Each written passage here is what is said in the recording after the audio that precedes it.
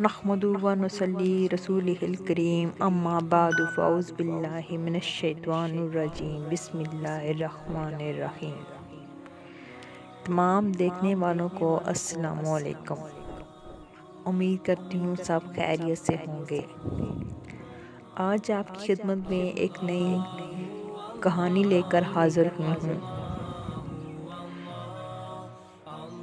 امام شافعی رحمۃ اللہ کے زمانے میں ایک خلیفہ نے اپنی بیوی کو عجیب طریقے سے طلاق دے دی، اور یہ طلاق بعد ازاں فقہ کا بہت بڑا مسئلہ بن گئی۔ ایک دن بادشاہ اپنی ملکہ کے ساتھ بیٹھا تھا کہ ہنسی مذاق میں ملکہ سے پوچھ لیا کہ تمہیں میری شکل کیسی لگتی ہے؟ ملکہ بادشاہ سلامت کی عزیز ترین بیگم تھی۔ ہنسی مذاق کے موڈ میں بولی کہ مجھے آپ کی شکل جہنمی جیسی لگتی ہے۔ یہ فقرہ سننے کے بعد بادشاہ کو غصہ آ گیا اور بولا، اگر میں جہنمی ہوں تو میں تمہیں 3 طلاق دے دیتا ہوں۔ ملکہ نے یہ سنا تو اس نے رونا پیٹنا شروع کر دیا۔ بادشاہ کو بھی کچھ دیر بعد اپنی غلطی کا احساس ہو گیا۔ اگلے دن بادشاہ نے ملک کے تمام علماء کرام، مفتی صاحبان اور اماموں کو دربار میں بلا لیا اور ان سے پوچھا، کیا اس طریقے سے میری طلاق ہو چکی ہے کہ نہیں؟ سب علماء کرام نے باری باری کہا کہ ہاں، آپ کی طلاق ہو چکی ہے، اور شریعت کی روشنی میں ملکہ عالیہ اب آپ کی زوجہ نہیں رہی۔ لیکن اس محفل میں ایک نوجوان مفتی بھی موجود تھا۔ وہ ایک طرف ہو کر بالکل خاموش بیٹھے رہے۔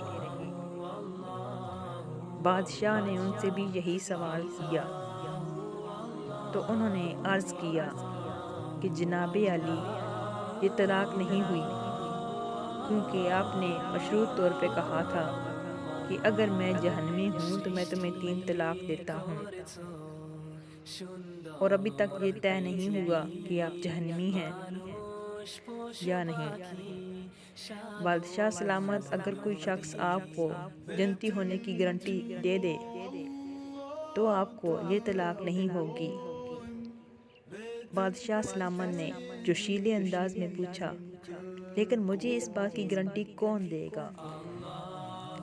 سب علماء کرام نے اس سوال کے جواب میں اپنے سر جھکا لیے کہ دنیا میں کون شخص جانتا ہے اور کون جنتی ہے، اس کی گارنٹی کوئی نہیں دے سکتا۔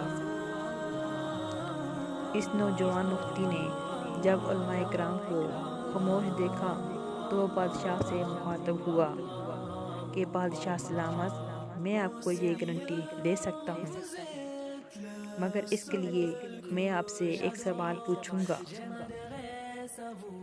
اگر آپ کا جواب ہاں میں ہوا تو میں آپ کو جنتی ہونے کا سرٹیفکیٹ دے دوں گا۔ بادشاہ نے کہا، ہاں پوچھو، کیا سوال ہے؟